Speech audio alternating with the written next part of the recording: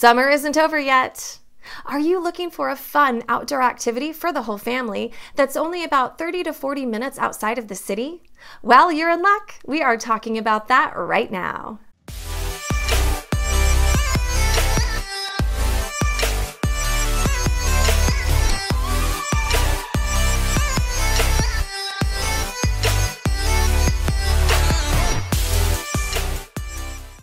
Hi there.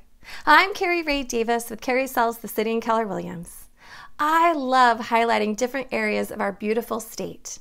And being a real estate broker, I aim to also give you valuable real estate information and highlights about the beautiful Puget Sound. Please be sure to check back every Wednesday and subscribe to my channel so you don't miss out on what the Puget Sound has to offer.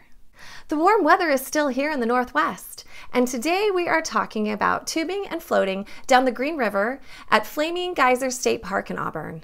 Auburn is located just southeast of Seattle and east of Tacoma in the valley on the way towards Mount Rainier. Flaming Geyser State Park is one of the many outdoor areas to enjoy here in the Northwest, but having it be so close to Seattle and Tacoma, it's really quick for a day trip out of the city. Besides the river, there are trails and picnic shelters. There's also a large field that hosts a plethora of remote control airplane enthusiasts. Once you make your way to the gate and pay for entry, whether it's just for the day or you have a discovery pass in your vehicle, you make your way about 1 mile down to Mason Rock. Here at Mason Rock, they've got various picnic shelters, as well as an entry to the river for your tubes and kayaks. Before you head into the water, before your float, you want to make sure you have a few things. Make sure there is enough air in your tube or your raft. You want to make sure it won't get punctured as it goes over the rocks of the river. Be sure to have water for hydration, a life jacket for safety, and also make sure you have a paddle. This float trip is an easy 2 to 2.5 hours and meanders nicely amongst the trees and the hills along the Green River.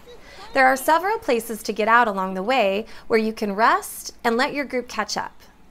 A few of the bends along the river have holes that are deep enough for swimming, so you want to make sure that you swim well if you get in the water or have a life jacket on.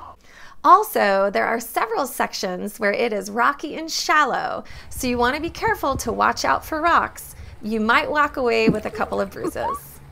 If you're able, you always want to make sure you're heading downstream feet first. However, in a tube, that's not always easy. Another good reason to have a paddle.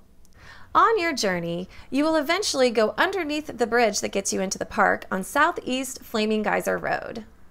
After you go underneath this bridge, you have about another 20 to 30 minutes until you're going to want to get out of the river.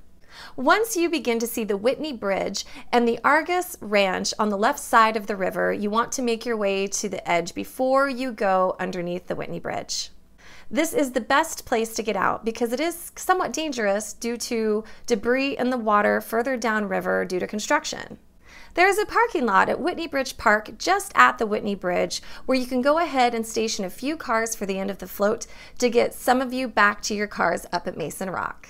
This is such a fun and relaxing way to enjoy the afternoon. If you're looking for something that's fun for the family, a way to beat the heat, and also just a little relaxing, go ahead and try tubing the Green River from Flaming Geyser State Park. There are many other places to tube here in the Pacific Northwest. What are some of your favorites? Again, thanks for stopping by, and please check back every Wednesday and hit that subscribe button so you don't miss what's going on next week.